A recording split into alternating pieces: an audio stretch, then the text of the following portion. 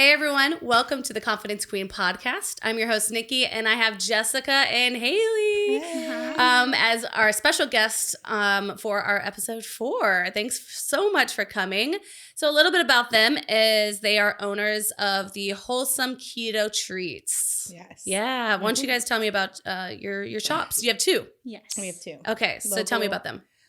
So we specialize in catering to gluten-free, sugar-free, low-carb, keto, and diabetic-friendly treats. Oh, that's awesome. Savory eats. We also do hot lunches. And Yes, I saw your Instagram this morning. Yes. And I was like, pizza? I haven't etten today, so I'm starving. So I'm like, oh my gosh, this is great. Because at first, when we met a few years ago, were you only doing just treats? Or you still were, but you maybe weren't advertising as much, or... When we first met, we were still at home. Yeah, without a shop. Yep. And then now you have 2 shops. We have 2 shops. It's a cafe? Is it the second one? It's cafe as well? Mine's the Keto Cafe. So what do you serve there? I bring in a lot of the baked goods that's made at the main location, but I focus a lot more on like the hot foods and the gourmet coffees and stuff like that. So basically like your keto version of Starbucks. I don't offer like regular milk and stuff like that. I only do the almond coconut heavy cream. That's awesome though. Yeah. People should do more of that for sure. Absolutely. I will admit, like, I'm not a big coffee. Actually, I don't drink any caffeine unless like I'm absolutely. I know. Wow. I don't. I know. For you. Every time I tell this to people, they're like, "What? How are you alive?" I'm like, "I don't know. Barely alive, but I'm here." That's because you're going to bed at 8:00 now. Girl, I'm dead by like 7:30. Yeah, no, I'm just never. Okay, so like I was the only time I'd honestly realized, and I'm being honest here. I would have like a Red Bull when I was like chasing an alcohol drink. And so that was terrible for me. And like, then I wake up with heart palpitations. I'm like, I wonder why. So after I like definitely quit like all of my bad eating and everything, one thing I did start to want is some more caffeine because I'm not indulging in the sugar or the rushes or like, you know, the ups and downs, but I still haven't done it. And I've never really been like addicted to caffeine where I have to have it every morning. Coffee was, I think once or twice Kenny made me one and I was like zooming.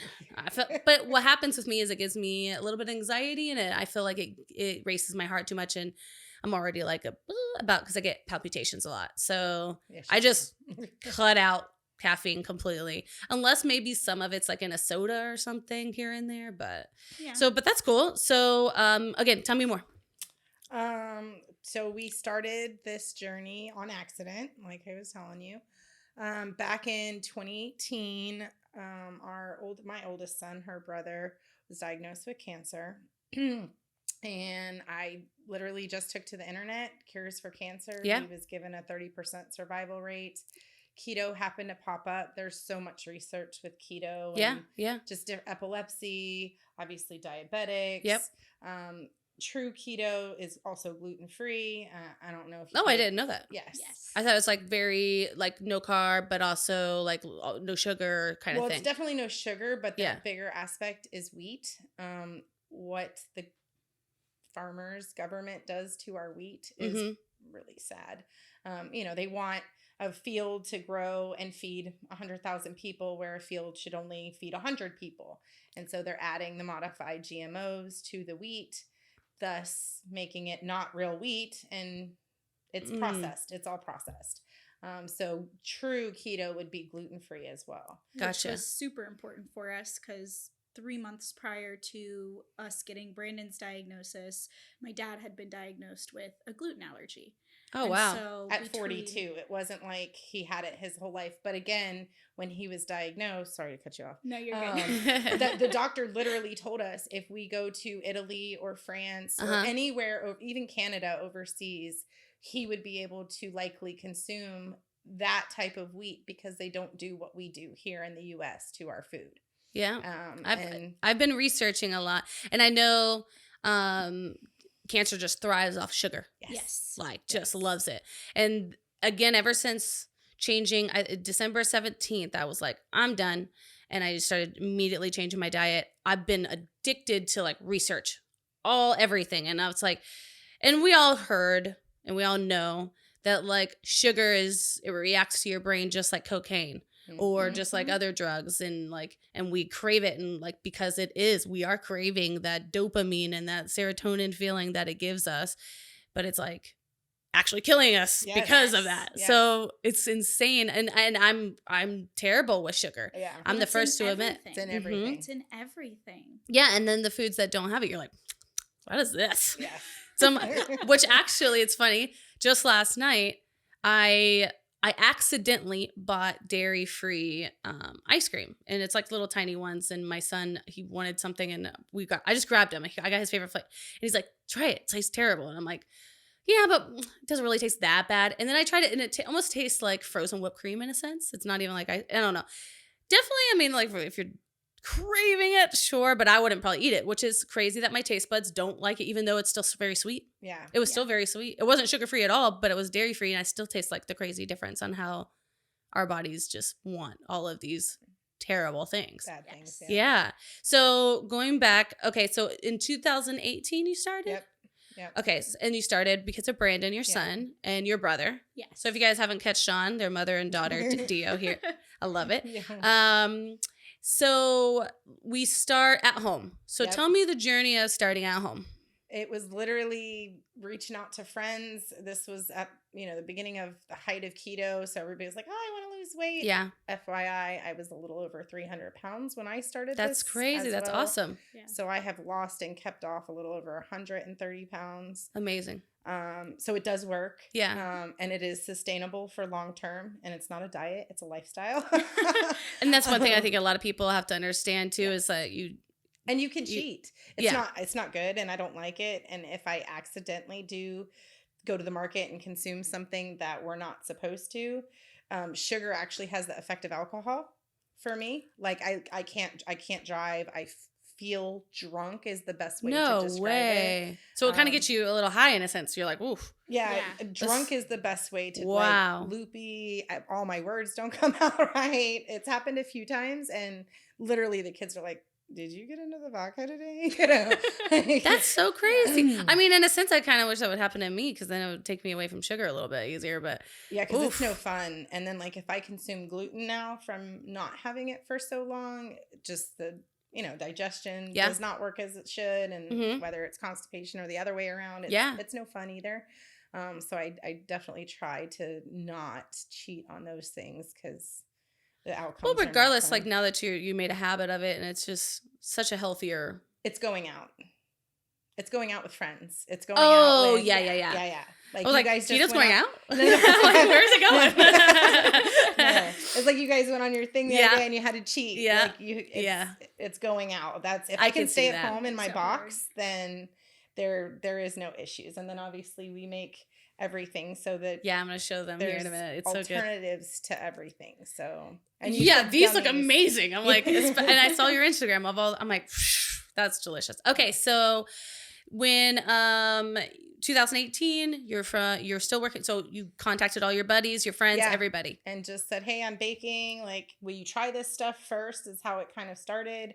Obviously, the main focus was with Brandon. He was also going through treatment. I don't know if you have anybody, but chemo is no fun. So between the sores in the mouth, the nauseousness, it was very hard to find stuff that he could even eat. Right. Let alone, feel good in his mouth or taste good, because that's another chemo messes up your taste too. Oh, really? Metal spoons also mess up your taste. Like, we can have a whole podcast on chemo and how much it sucks, but it does. It just messes up your whole chemistry. And so trying to find things again that met those needs, like the high fat, the high protein, but still tasted good and was sweet. Brandon loves sweets. So, and he didn't always quite understand. He was developmentally delayed, so he didn't understand why he couldn't have a cinnamon roll anymore. Didn't understand why he couldn't eat donuts. And that for a long time, that was our driving force, was Brandon wanted a donut. Brandon wanted bagels. Brandon wanted whatever. And he's going through so much. You want him to enjoy some little bit of like happiness that he gets to enjoy while he's going through his treatment. Yes. That's insanely inspiring in itself that you started something for him, and it's still going strong, and it's going strong even out. That's awesome. Yeah. So, as we're going through, and I'm assuming you're doing well, because you opened up a shop. So within 8 months, we had started on Etsy, was our first platform.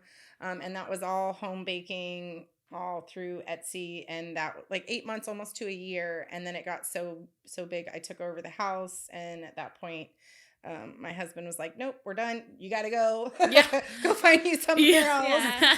That sounds like Kenny every day. He's like, "Are we building another set? I'm over this." So then, just because again, I'm not a baker at all. I don't mind cooking at home or whatever, but I don't know the logistics and the business end. So how does Etsy have certain rules since it is an actual food product? How does it work with selling? And because again, I don't know. I mean, do you have to have some sort of license? Do you not have to? Like, how does it work when selling, especially online? So when you start baking goods at home, you can operate, at least here in Florida, you can operate under cottage food. And so for a long time, that's what we were operating And what under. is cottage food? It's not regulated by the state. So Florida Department of Agriculture is now who regulates us because we're bigger. It's under a certain threshold of dollars is how the cottage food works. A lot of your farmers market people that you see will work. Is that like some sort of insurance company, is it? Or like just regulates making sure you're not that you are not poisoning or not putting in wrong ingredients that would make someone, or it's got something, labeling requirements. That's what, okay. And so under cottage food, you do have to put certain things, but once you move to Department of Agriculture, you have to have different, like you have to have your nutritional labels. You have to have what it contains, where under cottage food, it's less invasive. Yeah, you can basically put a sticker on there that says it's made in a cottage food facility. And that essentially means that it was baked in somebody's home. Okay. And then once you reach that threshold, which in the state of Florida is like it's $50,000. Okay, $50,000. So once you hit $50,000 of revenue, you have to go to Florida Department of Agriculture. Gotcha. Okay. Where they come in and do all the regular inspections, just like at McDonald's or any other restaurant. They come and make sure all your stuff's in the right area. Yeah. Your temperatures are right. You have, the safety stuff, your sandy buckets, all that normal restaurant. It almost sounds like it would just be best to stay in the cottage, but I understand growth. We have to grow. Keep growing the business. I get it.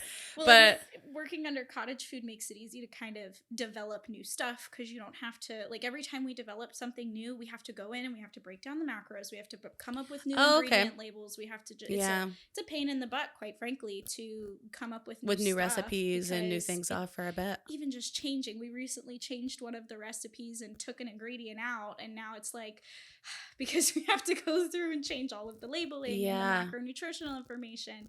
That's and just to double on that, because we're talking about struggles as well, that is a huge one without it being up front, because not only do you have to do all that back end stuff, you have to change it on the website, you have to change it on any platforms you have, and we're on Uber, DoorDash, Grubhub, we're on all of. Well, it's especially some people are weird, like, but if they're like, they ate something like, well, technically that was not listed in the agreement, and then they want to just either rant you, or they want to try to get money out of you, or people are crazy. I've seen some stuff. So I can't imagine, especially when it comes to food wise. And especially specialty foods. It's really, really hard. Yeah, especially when you brand yourself like that, and then maybe people think that they know more than you, and they're like, well, actually, I'm like, no, shut up. I don't know if you've ever run anything like that, but I can just immediately see it, especially people on the internet think that everyone's doctors and lawyers, and they just know everything. And I'm like, wow, how did you get your degree? Though, research. I tell everybody that when they come in and start asking questions, well, what sweetener do you use? Well, we use monk fruit and erythritol. It's a blended sweetener, and it's all natural. And oh, well, I heard this about this, but did you do any research, or did you just heard it? Did you scroll on TikTok and that's what TikTok said? No? Oh, okay. Yes. And so research, I mean, especially with Brandon and just everything he went through, I would have never known prior to this. And obviously we have 7 kids between us, and the older ones, obviously I got it too late, but the younger ones, we don't fill them up with sugar. If they're getting sugar, it's from other people, which is okay because kids need sugar in moderation. But I'd prefer it to be strawberries or blueberries or not a sugary cake that, is really awful for you. Yeah, my son's going to be 16 this year, and I can fully admit that he got a sweet tooth from me.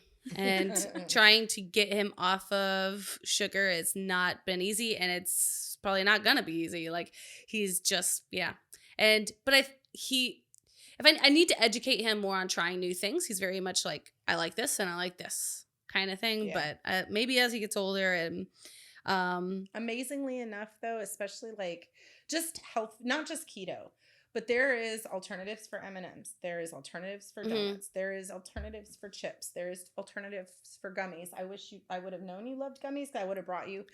Girl, your shop is not far away. I'll come see you because I'm definitely like that. That's vegan, dye-free, sugar-free, shameless snacks, and that's all they do is gummies, and they are like the best gummies. Yeah. We sold out of them for not Christmas, the other holiday. Thanksgiving? No, October. Halloween. Halloween. But it's dye free too, because that's a whole nother venue of madness. Red 40 is like terrible for us. I'm like, what the hell is Red 40? Yes, it's a dye that they on the carcinogenic list. That's insane. So is aspartame. But all of this shit's in our food. Yes. So like, how is it legal? How is I don't get how the FDA does not regulate it like it should, but they want to regulate small businesses like you, but not regulate the things that can actually hurt. Yeah. Oh, that's cool. Love that. Love our government. Yes. Yay, love that. There's some stuff that literally you cross the border, Canada, like heavy whipping cream. Do you use heavy whipping? Well, you don't drink coffee. Do you drink coffee? We use heavy creamer for like certain soups and. So there's something called carrageenan in it, and it's a seaweed byproduct. It is on the carcinogenic list. We sell it in the U.S. every day, no problems, but you literally cross the border to Canada, and it's off the limits. You cannot use it. You cannot. So is heavy creamer that? Heavy cream. Well, shit. Yep. And I still use it too. What am I going to sub out? I need to sub something out. Heavy cream is a hard one to substitute, but you can make it. Just like condensed milk. I do use heavy cream. Yeah. I would say, yeah. Because I'm a soupy. I'm like an 85-year-old woman. I love soup. And I'll go to the veggie side or the creamy side. And usually I'll use heavy creamer. That's crazy. I'll send you a quick. Yeah. Yeah. You can use almond milk and thicken it with something like xanthan gum or. Okay. Yeah. I could do that. Yeah. Okay, anyways, so I'm learning here. I love this. Okay, so back to business. Now, what made, so your husband's like, I can't do this anymore. You got to get out. So, how did you, let's get into like the nitty gritty. When did you get to this financially, okay, we can afford? Because for people watching, they may get intimidated. Maybe someone is already cooking from their home and they're like, I don't know how to get the funds to get a place to rent, but I could still pay for my own mortgage at the same time. Was there something that you did as far as maybe either get more clientele or branched out more to be able to afford to have a substantial business outside of your home? Saving tax return, and took that because, getting any place you need first, last, security deposit. I don't know if you've looked for places for rent in St. Cloud recently. I did before I did the studio. Yeah. It's currently $32 a square foot, which runs you depending on your size, that can get pricey if you go in towards Lake Nona area, which you're familiar with. You're talking closer to $10,000 a month for the same size spot we're in now. That's insane. It is absolutely insane. I will tell you, like looking back, obviously we all make mistakes, and not that it was a mistake, but definitely like I wish I would have known. Checking demographics, checking where you're at, what because we love St. Cloud, but Lake Nona would be more financially better for any type of business just because the demographics are different in Lake Nona or Windermere. How would someone check their demographic? Like if do they just Google and they'd be like, where's the best place to have this type of business? Or specifically like demographically search zip codes. Okay. So you can just, so the more people, is that better? Or what do you think? Depends on obviously like with photography, you're not a $50 a session photographer. So searching in areas like Pine Hills wouldn't be your demographic area. So for you to market, just obviously without doing any like research, there we go again with that word, Windermere, it would, because that clientele can match what the service I'm giving. And your services. And so same thing. And like I said, I say mistake lightly because we made it through the pandemic. We made it through the death of Brandon. We did end up losing Brandon to a completely different cancer. Oh my goodness. We got him into remission. All his ports were removed. Because he was on chemo for so long and such an aggressive chemo, all of his major joints needed to be replaced, but we were able to do both hips. So it was a full 18 months later. Again, he was in remission. We were doing well, that it came back and it was a lymphoma in his face. That's like in his lymph nodes? Yep. Or, and they were tumors that grew. And they would radiate it. And within a week, he'd have a new one. And then they'd radiate it. And then within a week. So that last, which would have been 2022, from April to August, we tried the radiation. And of course, keeping with the keto and no sugar aspect. And that was really profound for me too, because those were tumors. So the first cancer he had was leukemia, and that's in your blood. So you can't see it. Those, which when I talk, and I know we're limited, but when we talk about like leukemia in kids, and I would have never, ever told you that that's what cancer was, what was wrong with him. He presented with flu-like symptoms. Yeah. Oh, okay. And then knowing he was developmentally delayed, like his gums would bleed. And it was like, well, Brandon, did you brush your teeth? And you're like, oh, Mom, I forgot. And right, so that's normal. I would have never. I literally took him to the dentist and was like, "Hey, his gums are bleeding. Like, what's going on? Oh, here, he's got gingivitis," and gave me. Yeah. So that's the first thing they're always going to say, rather than. Yep. But for at least 3 months, he had symptoms that we didn't know what they were. He was falling on his bike, which didn't normally happen. But again, I didn't play it into. Well, you wouldn't even. You'd never think guess that. cancer. You'd be like, were you lightheaded a little bit? Maybe when you got up on the bike and you or just did fell, you drink water? Or, yeah. There's so many other I mean, you have a little boy too, so like there's so many. But your brain would never go cancer. Yeah. No, never once. Never.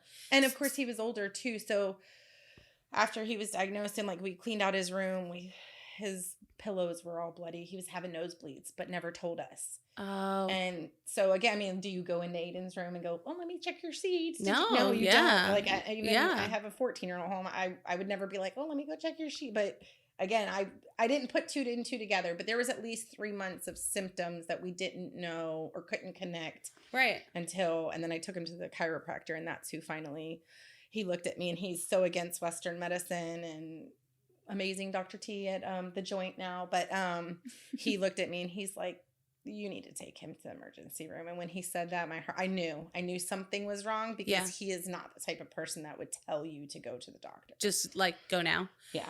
And that's the terrifying thing is like everyone's different in how cancer, shows itself. Yeah. So some cancers don't even, like stomach cancer doesn't even show. Like Nope. you might have a stomach ache. That's it. Yeah. And they're like, "Oh, you're dying. Sorry."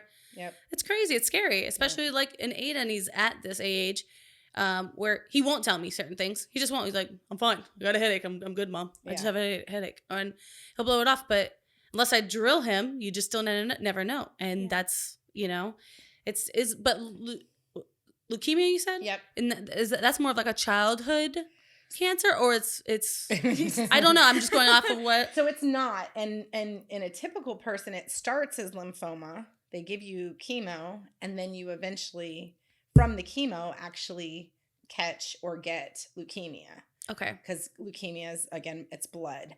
His was the other way around. He had leukemia first and then ended up with lymphoma. His was also mutated. His was also super aggressive. So it was T cell. There's all different kinds. Yeah. And but bottom line, my whole point to all of that was the most profound, like, oh shit. When we were going through the lymphoma radiation and getting the results, they would say, "Here, drink this." And of course, as a mom, I'm like, "Okay, well, what are you giving him?" Yeah. Glucose. What's glucose? It's straight sugar. Straight sugar. So why are they doing that?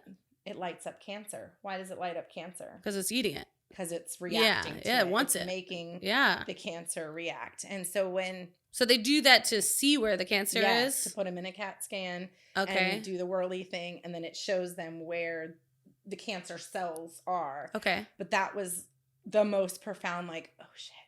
for years we had been saying like sugar feeds cancer, and then he gets lymphoma and they literally gave him sugar to make the cancer light up. And it was like, okay, so we weren't that crazy all along. Like all of this research we had read and everything we had seen, it's true. Like you literally just fed him sugar to light up the cancer because sugar and that's feeds every cancer. day. That's how they do it.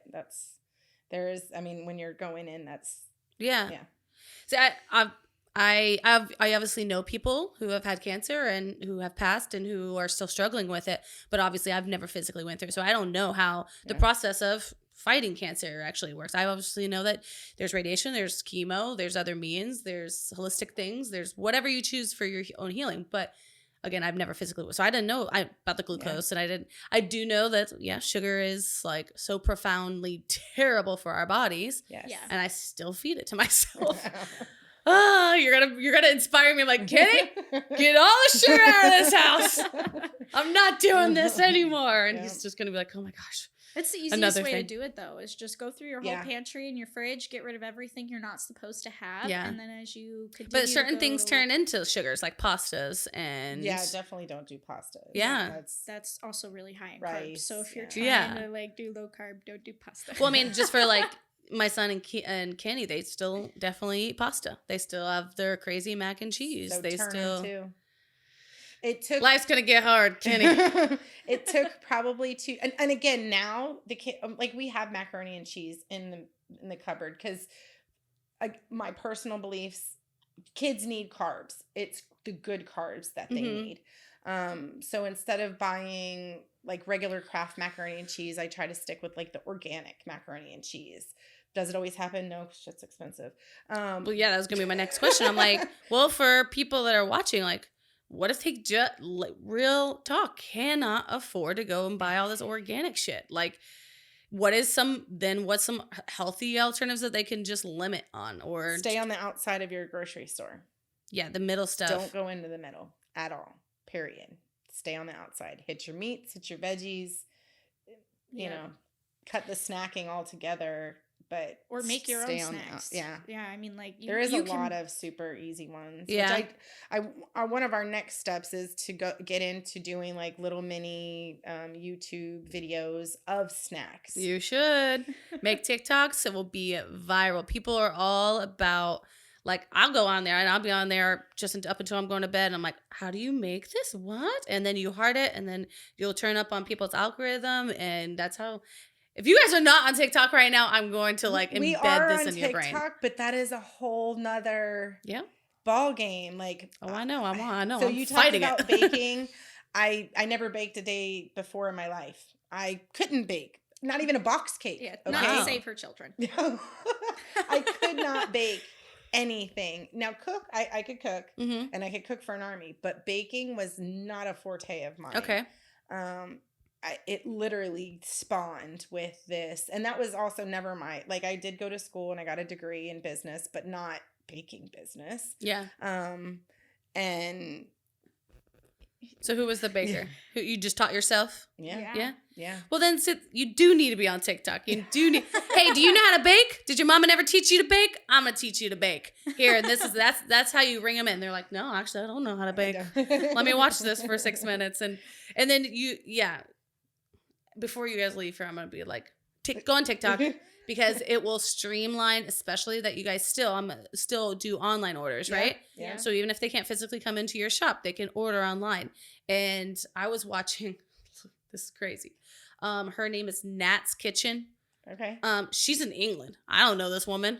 She can't ship to me, but I still watch her all the time because she's on TikTok and she only does like chocolates and stuff. Okay. She doesn't do like food, or she doesn't do even cakes. She does like these chocolate gourmet, like chocolate things. She just creates them, but she does it like, I don't remember if it's gluten or dairy or something because she has an allergy to it. So she did her, I don't know her, but I've been watching her in England. Yeah. And she's at opposite times than me. So when I'm going to bed, she's up early or whatever. But she got super famous from TikTok. She would just go on, like put her phone up, go on live while she's in her kitchen, in her home, baking. And then she got a shop and then she sold her business for millions. Someone bought it after that. And she's like, okay, now I'm going to go do this. And she went to go do something else now. So it's insane. That's impressive.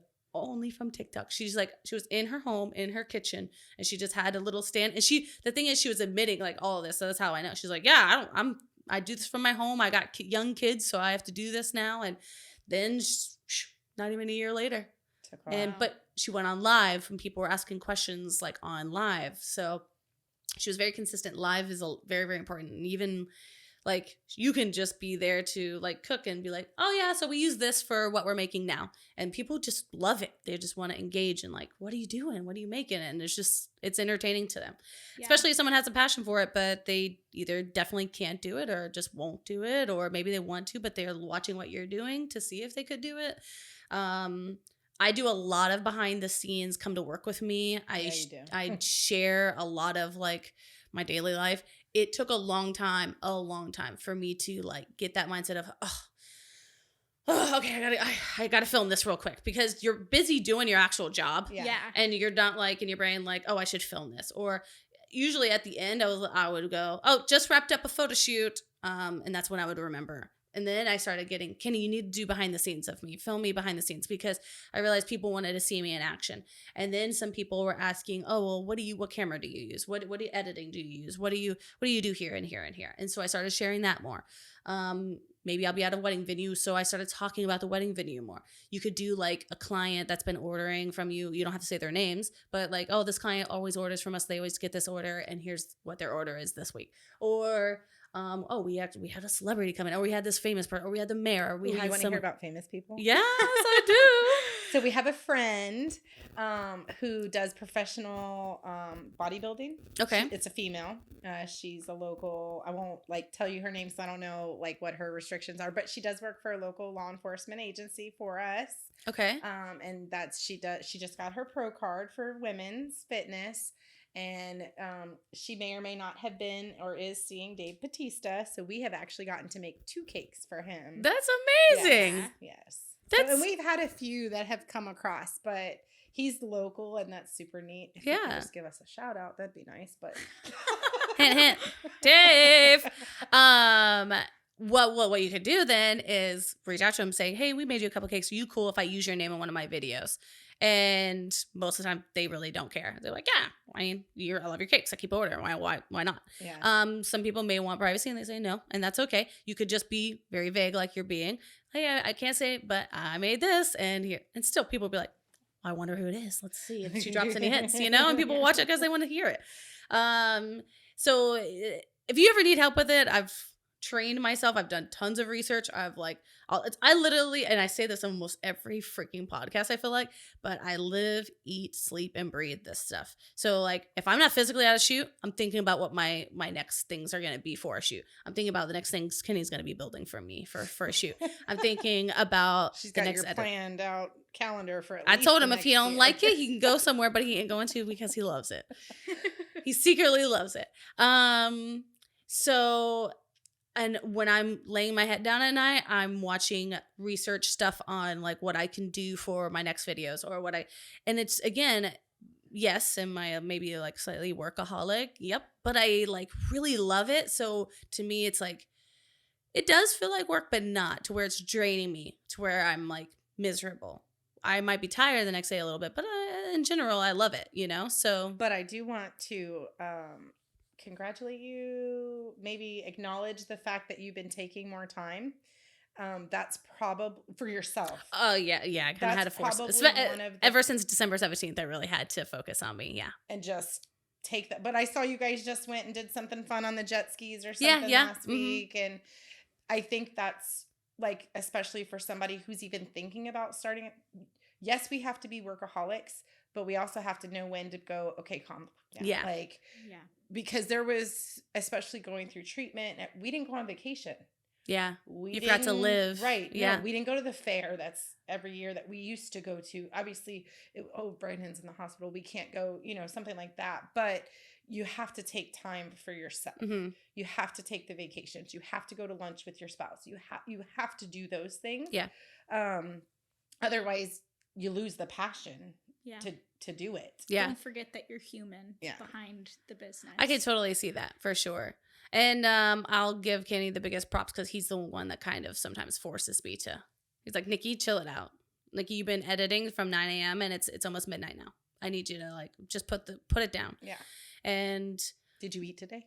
I have not yet, but I'm like, I'm eyeballing these over here. 9 a.m. to midnight. My breakfast is keto friendly, sugar free desserts. Yeah, no. And so let's go back. We're like all over the place, but I love it. Okay, so we get our first shop. Yep. Okay. So it's completely up to you what you're comfortable with sharing. If you want to share numbers, you can. If you want to just go, we just got fortunate, or this is our place. You want to share like how big the shop is, what was some struggles on getting your first shop, that sort of thing. For someone that may be wanting to start well, I'll talk about the first one because that one's the big bakery and that's the one that I have. And I would say it was like everything just lined up. Okay. Stars align. Yeah. So what do you, when you're looking for a shop, what did you need? I didn't even know what I was supposed to be looking for, Nikki. Okay. I didn't know. It was just, okay, husband told me I had to get out of the house because I have no room. Okay, what will work? And like, even in the beginning conceptions, it was never to be a storefront. It was literally just to have more space to bake and then ship them out. Okay. And then obviously talking to people and, you know, my truck is wrapped and advertising on Facebook and just then we got the foot traffic. Of course, COVID hit. So that decreased everything. Overall, I probably can confidently say had we not been in the food industry, we probably wouldn't have made it through COVID.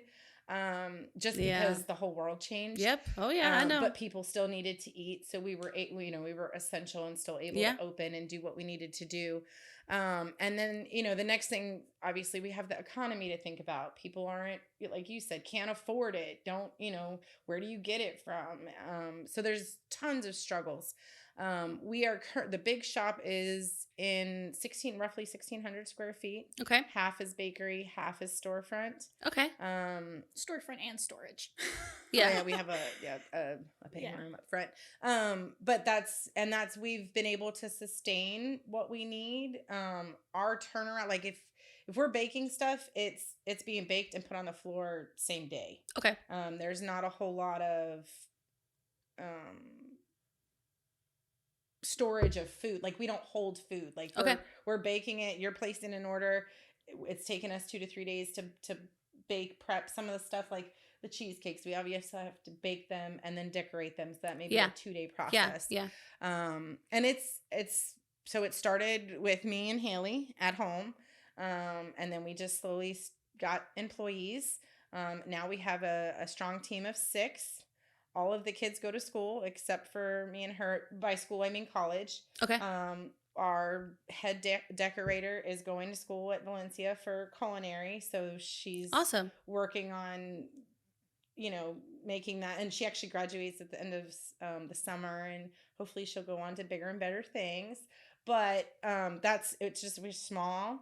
Like I said, a lot of just the kids and then following direction from us. When you got the shop though, you know, you have a lot more now overhead expenses. So what were some ways that you got new clients or you got orders? What is, if someone's struggling? You mentioned Facebook marketing. Facebook, Instagram. So you just created like a Facebook page and then you set it up to just start advertising on there, promoting that. Yep. But that's super hard. Do you advertise on Facebook? Not all the time. I had certain posts I will. So it just depends on what I'm wanting to do. I advertise a lot on like wedding sites. So like my chunk of my marketing is going towards Wedding Wire, The Knot, places like that. Yeah. But I will advertise sometimes on Instagram and Facebook Marketplace too. Not Marketplace, Facebook Market. And it just depends. Like I can promote like one specific post or I can just promote my page in general and then set it to different settings on that.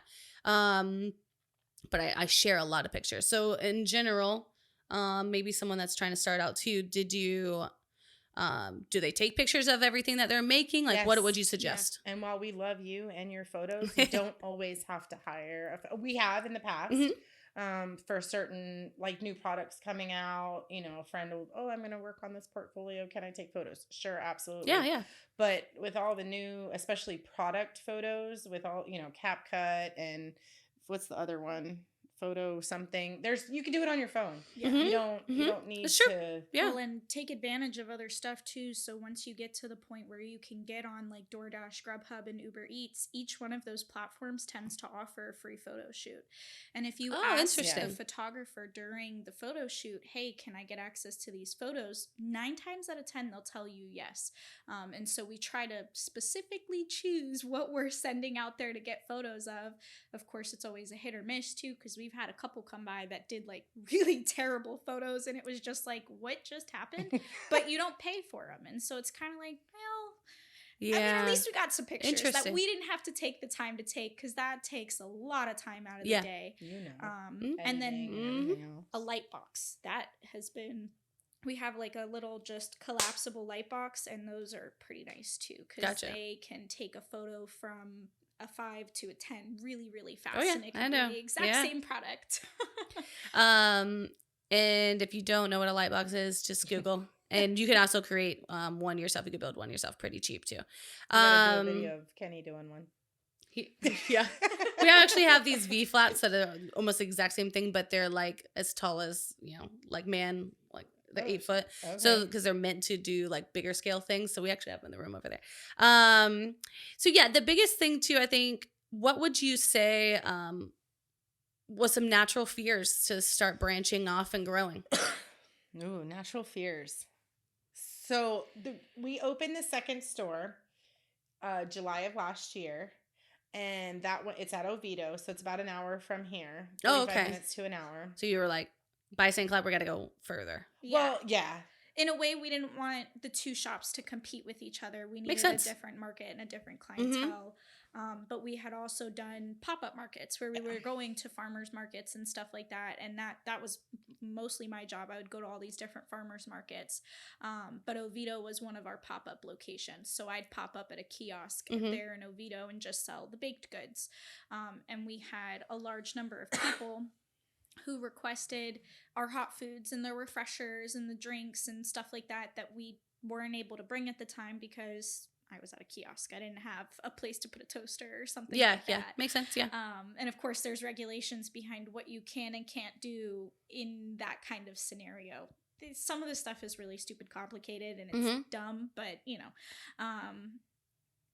as far as like the fears and things, so we've opened this new location, and the first few months were like really, really great. They were pretty profitable, like we were doing really good, and the hardest part of it all has been that the clientele out there is so different. Here in St. Cloud, our shop here, catering to keto, a lot of what we got was keto people. And come the new year, there was a large influx of sales. Like the busy season is from October to March because, you've got all the holidays, and then you've got all these people who are starting their New Year's resolutions and they want to do keto, and the sales didn't really stop. Where at Oviedo, it was wildly different. We stayed busy from October to December, but then January happened and it was like shit hit the fan.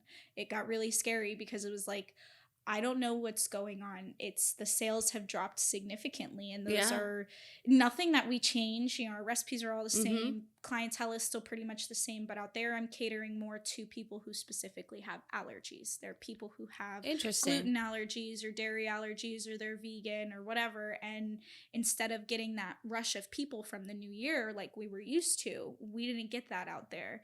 Now in the last week, 2 weeks, it's picked back up and things are becoming normal again. But a lot of it has to do with the location too. So we're in the mall, and I've talked to some of the other business owners out there, and one of the things that they've told me is that this is their slow period from January, February going into March is the slow time in the mall. Nobody's really shopping at the mall. And if you think about it as a regular human being, it makes sense because everyone's broke from Christmas and all the holidays. End of February, March, going into April, everybody's getting their tax returns and things kind of return to normal, and you go That's exactly how it is with us. January is typically slow. Technically, it's engagement season. A lot of people get engaged around Christmas time. So they're broke as shit. And then we'll hear from them and they'll start booking around February, March, April, and then we're good. Summer's really slow for us because it's just brutally hot. No one wants to go outside as much here in Florida. So, but the studio saves us for certain months. Weddings are just like that too. Weddings are popular March and April and May. And then October, November, December, that sort of thing. It's too hot in Florida to get married during the summertime. They'll still do it. They'll still go out. And I'm in all black and I'm out there with like 20 pounds of gear on me and I'm just dying. But yeah, because you get snowboards. They don't know. Or people from other countries, they'll travel to Florida thinking like, it's the best day ever. It's summer. And you're like, this is hell. This ain't summer. So let's say for someone, what are some maybe common mistakes that you would give people that when they're starting their bakery that they feel like they have to do, or that what are just common mistakes to avoid for them? Maybe in the early times when you're starting. Biting off more than you can chew. Like, take it slow. Take it one step at a time. It's okay to only have a handful of recipes, or... That's a good point. You know, to start with, okay, I make cakes. Don't offer 500 flavors of cakes. It's okay to just have chocolate, vanilla, marble, which is chocolate and vanilla, layer, or throwing in a red velvet. That's a chocolate cake with red food dye. That's what red velvet cake is. The only difference. Not a clue. Didn't know that. Only difference between chocolate and red velvet is the red food dye and the cream cheese frosting. That's just about it. It's got a little less cocoa in it. It's not as chocolatey, but you can learn new things every day. I just learned that. Yeah, you can start small and slowly grow your menu and slowly grow the things that you do. Like, if you're operating in your home or operating with 2 or 3 people to work with and you have 30 or 40 recipes, trying to keep up with keeping those 30 or 40 recipes available can be incredibly difficult. Yeah. Even we struggle with it sometimes. You'll come into the shop and there's certain rows that'll just be empty because Boston cream pies take us 3 days to make. You've got to bake the cake, cool the cake, make the custard, cool the custard. Then you got to make chocolate ganache to go on top, and then it's got to cool before it can get put up back out on the counter. And so if we're busy doing other things, there's not time to make Boston cream pies. So, but is it yeah, especially like, and I'm such I wouldn't say a numbers person because I'm not an accountant, but I'm also like, I'm thinking 3 days of all that work and how much you're going to sell per cake. And then how much is it actually profitable? And how much is it really worth your time to actually make versus like, that's a whole other thing. Yeah. Like, how do you decide what's, and that's kind of what it boils down to. Boston cream pie is incredibly labor intensive, and I think we make about $8 per Boston cream cake, like individual cake. But the profit on it is significantly lower than something like a slice of carrot cake, because carrot cake is, you make the batter, you bake it off, you put it in the cooler, let it cool down, decorate the cake, cut it, and it goes out on the shelf. And it can be done in one day, where again, like you said, just the labor intensive, the cost to make the product.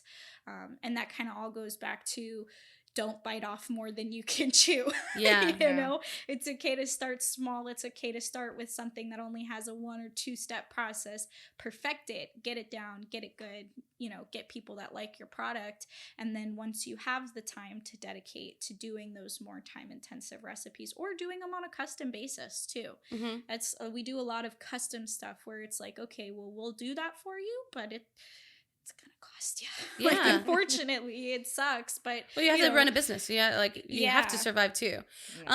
So that's the other thing I would say too, is don't shortcut yourself. Yeah. Just because client number 1 is on the phone going, oh, I can get my cake from Nikki for $35. If your price is $60, it's $60.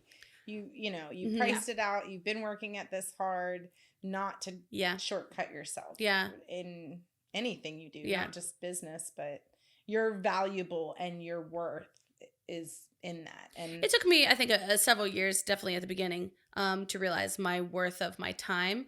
I think I was like under this halo of maybe worry or fear that they just wouldn't hire me then. And then how do I, sure. I almost had the mindset, well, any money's better than no money. And then I started going, well, I'm working and killing myself right now. So pennies, how do I? For pennies. Yeah. Well, and then you get your returns that go, well, last year you did it for me for, $35, but this year you want $45? Yeah. Inflation. I get that all the time. Don't realize. And I love all my clients and I love the ones that keep coming back to me, but I will get that like, well, like when we did our first, I was like, that was 2 years ago. And now I can't even, that's not even a groceries for me. Yeah. You know what I mean? Like and I have to go grocery shopping 3 times a week because my kid eats me out of house and home. I'm like, And I got only one of them. I can't even imagine people. You have 7. Oh my gosh. Bless you. So, brings me to my other question. You guys, since you specialize keto, sugar-free, dairy-free, gluten, all that stuff like that, is it hard for you to find supplies? Is it now, more cost? No. You know, because we figured it out. Yeah.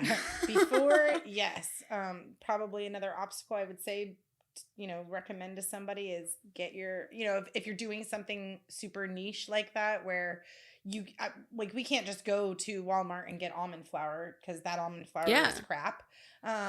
So it's specific locations, research, figuring out what products work best. I'll give you a perfect example. I was going to stop using Sam's and switch to Costco. The lady, talked up all the products, which nothing against Costco, but no sooner than I used the almond flour, I knew this isn't going to work. But I've wasted money signing up for a membership, time going out there, setting up the business account, And then you have to buy the stupid almond flour that doesn't work. Yeah. And it's like, well, this sucks. We went through 7 or 8 different types of sweeteners before we found one that really worked and baked off right, worked right in the products. Like you can try something and it might taste like shit, but it could be one ingredient in that item that's made throwing it it off. Interesting. That's yeah. And that's sweetener too. You can't. Yes, they have stuff at Walmart that is comparable to what we use, and like if we run out in an instant, I can use it, and I know that it's equivalent to what we use. But they don't carry pounds and pounds and pounds. Yeah, because you need in bulk. Yeah, yeah. Our bags come in 5-pound bags. Well, and that's a whole nother ball game. Is trying to get from that step of buying at places like Sam's, Walmart, Costco to actually being able to buy in bulk. Like even though we've been doing this for 5 years and we buy hundreds of thousands of pounds of almond flour every year, we still can't go to the company and be like, hey, can we get a wholesaling discount with you guys? Yeah, because they want pallets. They want so much more than what we can even afford to do. So you're in this state of limbo to where you still you need more, but you're not that much more. Not that much more. And it's literally pallets. And then where do I store it? And then you need a whole other warehouse to store all this stuff. Same thing with sweetener. The sweetener that it's so nourished, and we've been using them from the beginning. And they did offer us the same thing, like we'll give it to you if you can buy it in pallet, because they store theirs with Amazon. That's how they ship their stuff. But I don't have the ability. I mean, like I said, it's 1,500 square feet, so I don't have the ability to put a pallet anywhere, let alone store it for months until we use it. So maybe not quite months. It might take us like 3 months, but there's not enough space. No. And then trying to look for spaces that can accommodate that kind of size is. I mean, we were talking earlier about how much a square foot of space is in St. Cloud right now, and it is insane. It's insane. So in our little area, you definitely need to establish like what exactly are you trying to do? Because I feel like it wouldn't be a bad idea for us if we had thought of, like she said earlier, it's not that we made a mistake when we opened our location we have now, but we should have picked, do we want storefront and bakery, or do we want a warehouse? Because we make a lot more money online. Quite frankly, at the end of the day, we make way more money online. We ship all over the country. And so it may have been more beneficial for us 5 years ago, before we opened the spot we're in now, to have gone straight to a warehouse where we could have stored a lot more stuff, paid a lot less per square foot because we weren't in a plaza, signed on a 3 or 5 year lease if we had known, back then what we know now, to secure a cheaper price before rent went up. I say that all the time. I wish I would have known now what I know then. They don't give you a book when you're opening a business. They don't. That's why I have you on here. I'm like, it sucks. This is why I'm having the podcast, is because and your location though too. So like for us, we're county and we're city. So I have to comply with St. Cloud City, but I also have to comply with Osceola County. I would have never thought about any of that. I wouldn't have either. And it wasn't until I did something wrong that they came in and they were like, you did this wrong. Well, nobody told me. Mm-hmm. There is literally like that. You don't open a business, get the keys, and then they give you this how-to book. Exactly. Or even what what kind of rules you need to follow. Like there's so many things that we've learned. A feather flag will get you in trouble. What? Yeah. Wait, And a flag? Yeah, Just we have like a feather flag. So it's one of those, you see them on the side of the road. Yeah, they're just like waving. It's to advertise whatever you're trying to welcome. What? Mm-hmm. Well, and then if you try to go to the city and get a permit, they tell you can't get a permit when you're in city limits. But then the county wants us to have a permit. And it's like, okay, but we have to get the They're contradicting each other. Yeah, we have to get the permit from the city. And it's not even a real permit. It's a temporary permit because you can pull the sign out of the ground. Couldn't. So I just stopped putting and those things, yeah, for real. It's like, screw it. I don't even want to deal with Saturday. that. Okay, we can put the sign out. Yeah. They're not working today. Or just like pull it out every hour and then bring it back in. Like, I don't know what you're talking about. It wasn't out there. Yeah. I think these are small things that may deter someone from starting their own storefront or their own business like that. So it's like, because they're like, oh, I just don't even want to deal with that hassle of, but it's all important to research. Yeah. And that's why, like, the point of all of this whole journey that I've been doing, I'm like, I want to bring people on so they share their experiences.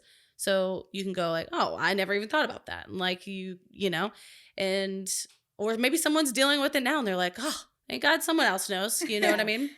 Because I wouldn't have even thought about that either. Yeah. Like, I'm still doing research how I can get my future in the next 3 to 4 years. We want to get land and we want to build our huge like warehouse barn dough style on there and have all these sets.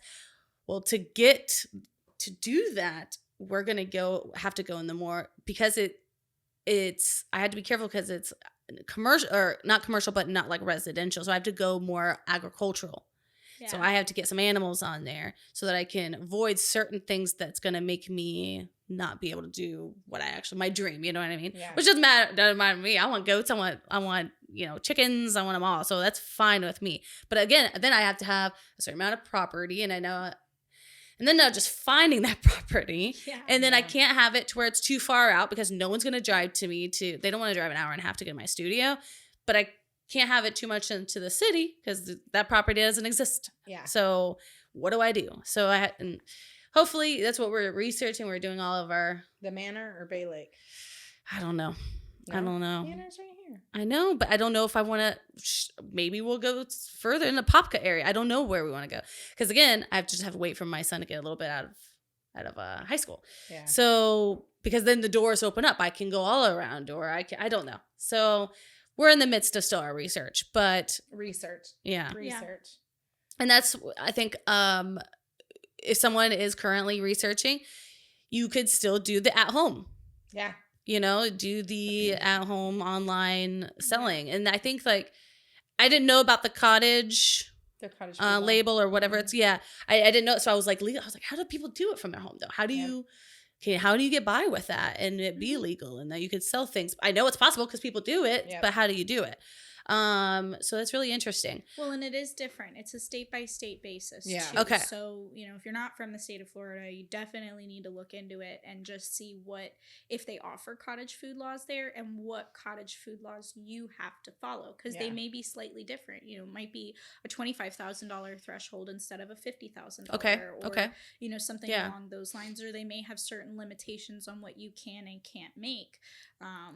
Like this one, I know cream cheese, Danishes, you can't use under cottage food law. Oh. It's cookies, cakes, supposed to be. Again, if you look it up and research, that's, anything with like jams, like in the product. Now you can do canned jams, but not, creamy stuff inside. Has to do with shelf life. Yeah. I would assume so, right? Yep. It's just to make sure that it's not going to be bad by the time they get it. Yep. Exactly. Okay, gotcha. Yep. That's a lot of the stuff you're allowed to make under cottage food is stuff that's going to be like counter safe. Doesn't have to be refrigerated or, can go long periods without being in the refrigerator, like buttercream versus cream cheese frosting. Gotcha. Butter is counter safe. You can leave your butter on the counter. If you didn't know that, you can leave your butter on the counter. You don't have to put that in the refrigerator. It's in 9 times out of 10 it's pasteurized butter and you can leave it on the counter. Okay. Therefore making buttercream frosting counter safe. Just like you go to Publix or Walmart and you see they got all those cupcakes out on the counter. It's because it's buttercream. Cream cheese frosting tends to be in the refrigerator. Yeah. Because it's got cheese in it. Gotcha. Mm-hmm. The more you know. I'm like, oh yeah. So going to like your recipes, what's some of your best sellers? How did you come up with your recipes? What's your thing? What are you most known for? That sort of thing. Brandon. Yeah. Brandon gave us most of the recipes.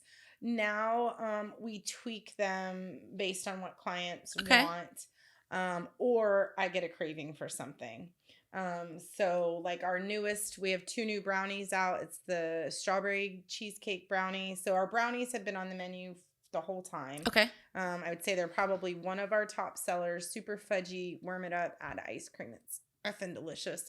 But so we have a regular salted caramel cheesecake brownie, and so I just, for Valentine's Day, and I've just been in the strawberry kick, I did a strawberry cheesecake one. And then I also took 2 of our top sellers, which was the cheesecake and our chocolate brownie bites, and made this mashup. I didn't bring you one, but if you come to the shop, you can come get one. I'll be like, putting that to my order with the gummies. Chocolate and then like cheesecake on top, and it's so good because the chocolate brownie bites are just, they're soft like and fudgy, crumbly, perfect little balls of deliciousness. And they're vegan and egg free, and not that the cream cheese is, but it's okay. Yeah. And those 2 are new, and those were just concoctions, again, that either I want, she wants, somebody else wants, and it's like, oh, that's pretty good. Let's do that on a bigger scale. Yeah. Just like cookies and cream cake. I think we had somebody come in and ask us for a cookies and cream cake, and we actually took those chocolate brownie cookie bites and added them to a vanilla cake, and it was like, okay. Because traditionally, really cookies yummy. and cream is Oreos. There is no Yep. real keto Oreos, although Catalina Crunch does make one. And no, it contains the pure cane sugar in it. You're right, but it is low carb. Yeah. And then Chalk Zero just came out with their brand of Dunkers, or Dunkies is what they're calling them. And that would be like a keto Oreo. Again, those you have to order from online. Yeah. Typically don't see them in like a Walmart or Publix. So we took our chocolate brownie bite and threw it into the cake to make what we needed. Gotcha. Yeah. How do you deal with like waste or throwing things away, or if something doesn't sell? So there's a couple of options. There's actually, and recently we've been reached out to by a company that does, and I can't remember. Too Good to Go. Too Good to Go. And they do, where basically you go on there and you say, okay, I have a $15 bag. And anybody can get on, and they know what they're getting is going to be stuff that's nearing the end of its shelf life, but you get it at an incredibly discounted price. Oh, okay. So we can still make a small You profit. can go on as a consumer, and it's all, there's a couple of local places here right now that are part of that. Too good to go. Too good to go. Yeah. And it's just almost expired stuff. I want to say Apps was on there. There's a couple of restaurants that are here locally that are on there.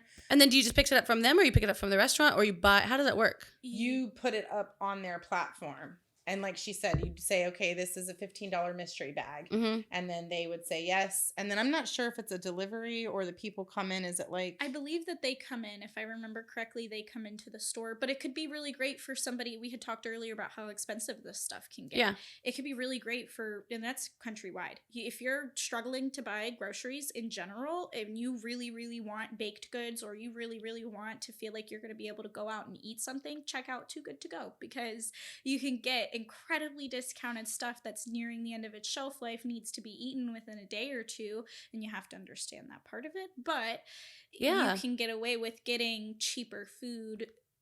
Like I said, you just have to eat it quickly. Yeah. No, that's awesome. I love that. Well, and then we've got another lady. We work with Pantry Planters locally. Okay. That's the food pantry that used to be in St. Cloud. And now she does... I give it to her, and then she takes it to the different pantries that can cater to diabetic or gluten-free. Awesome. So that those that's awesome. that are less fortunate can get that through the pantry.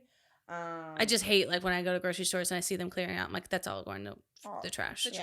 Yeah. So that's typically insane. we don't have, and then like our eggshells, any of the leftover veggies or vegetation, we actually bag it up. And I have chickens at home, and they eat it all. Yay, Yes. love that.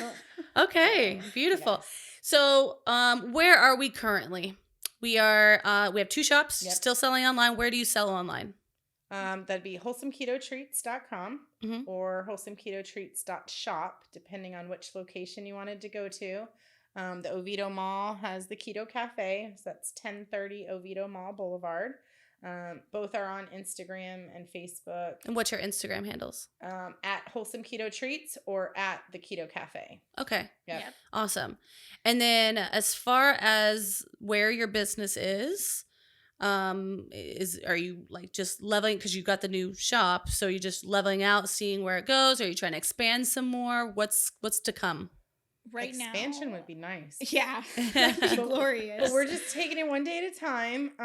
Overall, we have increased 1.15% year over year, so it's still getting better, growing, overcoming those obstacles that hit that we're not ready for, whatever it may be. Because again, nobody gave you a book to go here. This is how you run a business. Yeah, for real. So yeah, I mean, growth would be. I'd like to be a Starbucks, like a keto Starbucks everywhere. I think that'd be amazing. Yeah, we definitely need more healthier places like that. They're building a Starbucks right there, and I got a Dunkin' Donuts right here too. And I'm like, why do we need both of these? Yeah, like there's right 4 here now in St. Cloud. And I mean, I do like the caprese sandwich that I think Starbucks has, but like I can still make that at home. I don't need it to be 14, whatever it is over there. I'm like, I can make that at home. I'm good. But again, I'm not an avid drinker of coffee, so maybe, I don't know, that's maybe why. But I also look at the prices, I'm like, I just can't get into it. I just can't allow myself to like. Well, and that's a hard thing too, cost within itself. Like we get a lot of people still at both locations that they'll gawk at our prices. But they won't gawk at Starbucks prices. Well, exactly. And I've looked them dead in the face and I've been like, you realize you can drive down the street to the Wawa and get a pizza full of gluten and sugar and preservatives and junk for the same exact price that you can get a pizza fresh out of my oven here. And it's the same size, it's the same like. See, that's crazy. And they still gawk at our prices, and it's we have it. Do they think that it's just more expensive because it's specialty, because it's healthier? But maybe they're not thinking that. Compare the prices and see what you're getting. She's had to tell, like, because there is an Auntie Annie's right across from us at the Oviedo Mall, and we do sell giant pretzels at the shop. They are literally the same price. Ours just about is actually the same size. Bigger weight wise. Ours is bigger. But ours is gluten-free, sugar-free, low carb, all that stuff. And made fresh, which theirs are too. Don't get me wrong. Like you can watch them make the pretzels, but ours are just as fresh. Like but healthier. Tremendously healthier. Yeah. And people they gawk at the prices. I just feel like unless, it's sad to say, but unless something actually happens to someone in their life and my heart issues were happening, and that's what woken up myself. And it's a blessing in disguise because it happened to me where I'm still relatively younger. And I got it like early to where I'm fine. Everything's fine. But it was like, oh, no, it's strictly because of your lifestyle. Like you're doing this to you. Yeah. Like I'm doing this to me. The US is #1 obesity rate in the world. Yeah. I mean, we have the highest. It wasn't until I really saw what was in my foods and like. Yeah. Where I'm like, no, I grew up with this. This is healthy. And I'm like, holy shit, that's not healthy at all. And so I encourage you, next time you go to the grocery store, go pick out your favorite candy that you like. What's my favorite candy? It's gummy bears, and it's the, what is it? It's those ones, but it starts with the A. Albana or whatever. Yeah. Oh, I know which ones you're talking about. Those, the white and red bags. Yes, those are my favorite. But look at the go-to. ingredients. Yeah. And then try to say the ingredients. Yeah. Like out loud, because most of them you can't even say the words. And then B, look up the ingredients. And just see what it's made out of. Yeah. See what it's made out of. And it might even be scary, and you may not want to ever pick up another one. So I've been, during this process too, trying to do less processed foods. Yeah. So I'm reading like what's actually in it. And if it doesn't specifically say but it gives you a whole list, I'm like, that's processed. I'm learning like what is processed and what's not processed. Because things that like I thought were just like healthy and normal, not processed, because it's not like, in my mind, I don't know what I was thinking, but I was like, yeah, but it's like lunch meat. It's meat. Why would it just have the meat in it? No, it has all this other processed stuff to keep it like that. And I had no idea. And it wasn't until I was actually reading the labels and going like, nope, that's what we need to do is just get an actual rotisserie chicken and then pull the chicken out rather than getting the sliced chicken and it has the preservatives in it so it can last longer and all this other. I did tons of research. I'm still doing research, still learning. But and there's great ways to preserve stuff at home too. Like, if you're getting berries, you really like eating strawberries, blueberries, and grapes and stuff like that. wash them in lemon water. Let it sit in lemon water on your counter for 7 minutes. I swear to God, instead of your blueberries lasting in the fridge for a week, they will last for a month. Same thing with the strawberries. And that's just lemon water, like a tablespoon of lemon juice to a gallon of water. Yeah. And or put it in your freezer. Put it in your freezer. Like, it'll be okay. You might have mushy strawberries later, but, it'll be okay. I've done that to where I let the strawberries sit for like 20 minutes and I came back and they're like, oh, they're changing the color. These don't look right. I'm like, and then it ruined the whole batch, but it's okay. I'm learning. So as far as in general, just wrapping everything up now, what is some advice that you would give someone that is trying to start, if they wanted to start a bakery? Don't be scared. Yeah. Just in some ways dive head in, but in other ways, like limit. Limit. Yeah. And don't bite off more than you can chew. Make sure what you're doing is just And should they start at home? Absolutely. If you can operate under cottage food, I think that's a great idea. And can you operate under with the you said the FDA? What is it? Florida agriculture. You cannot do it from your home. No. Okay, so you have to have do you have to have like a certain like size shop? Does it have to be in a commercial? Think it just has to be a commercial location. Okay. Yeah. Can you share that location with another business? Yes, and they do have, and that was actually one of our options for starting. It would be a shared kitchen, and they do have. There's several here in Central Florida that they have. And back when I researched it, it was $15 to $22 an hour. But you could go in, use all their mixers, use all their. Interesting. You would bring your own ingredients. Yeah. But you would you clean up their kitchen after and get out. Yeah. Like an Airbnb in a sense. Yes. Yeah. Interesting. And okay. So if you're not quite, like you're too big for your home, but you're not quite big enough for an entire bakery, you can essentially rent somebody else's kitchen. Yeah. That's a great idea. And it's great profitable for somebody else's kitchen to make money when they're not needing it. Yeah. And the only reason we did not is because of the gluten contamination.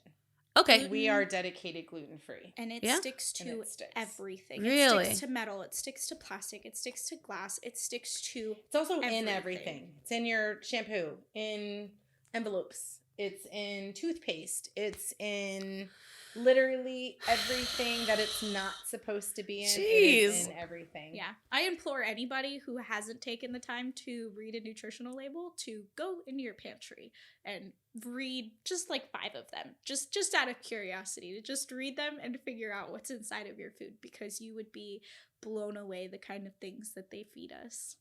Interesting. So, my last like spin-off question. You guys only do the treats and then ice pizzas and stuff. Is there maybe if there's someone that is there a local business that will do like full on groceries, full on like foods that maybe you guys don't offer, that if they want, like do you know of another? Just us. Yeah, we do provide pizza crusts to Fire Gen X in downtown St. Cloud. Okay. The pizza place. I'm just trying to think like if there's anything that, you know, if someone wants to fully, where do we buy? Like, I mean, you have to always go to Whole Foods? You have to go to, you just have to keep reading the boxes? I actually don't go to Whole Foods at all. No? It's too far. And expensive. And it's way. It's one of those brand name things that they just up the prices because there is stuff that is available that's keto, that's gluten-free, at local. You just have to look. Yeah. And just because it says keto friendly on the front does not mean it anything. Is. That's like the Duncan Hines keto cake things in a cup. That's not keto. There's palm kernel oil. There's wheat in it. So how are they allowed to even say that? So the FDA does not regulate what keto means. And it's incredibly frustrating because we talked earlier about how keto is supposed to be gluten-free. Yeah. And there's a lot of people when keto first started, they would look for keto stuff because they had celiac disease or they were gluten-free and they thought it was a safe place to go. And we still get a lot of people now that are like, is this really gluten-free? Like, I know it says keto, but is it really gluten-free? Yeah. It really is. Like but the FDA does not regulate what keto means. And so you can stick a keto label on a Reese's and it don't mean shit. It don't mean shit. And a lot of it says keto friendly. Gotcha. And that they're just trying to get people to buy it. So it falls into the 80-20 macros. That's what the keto friend, like, yes, it's still low carb. Yes, it's still low sugar or no sugar, but they're still using processed junk to create it. Gotcha. And that's probably the biggest. Oof. Yeah. Okay. Well, I'm learning all this stuff. It makes me really want to just clear out my whole thing. But I'm also starving. So it's at this point where I'm like, oh my gosh. Okay. So, last time, where can they find you all, on social media? At Wholesome Keto Treats. At the handle is at Wholesome Keto Treats. Love it. And then you throw the .com and you got the website. Yeah. And then if you have any questions or anything like that you want to reach out to them, you can slide in their DMs. Do you have an email address, or do you use email as often? Yep. ketogenicqueens@gmail.com. Perfect. Yep. Awesome. Well, I'm so grateful to have you guys on this show. I've learned a lot. I hope everyone else learned a lot. And I'm sure I'm going to get flooded with more DMs, and I'll reach out for additional questions. And if you guys have any questions, please reach out to them directly too. I love this because I feel like it's changing my life by just what it's been almost 60 days now is tremendously changed me as a whole person. I can't imagine like just continuing on, or just health in general. I'm addicted to it now. So I'm so glad that you guys have started this, and thank God to Brandon too, because it's all because of him. That's awesome. Yeah, we wouldn't be where we were today. We wouldn't know the things that I know had it not.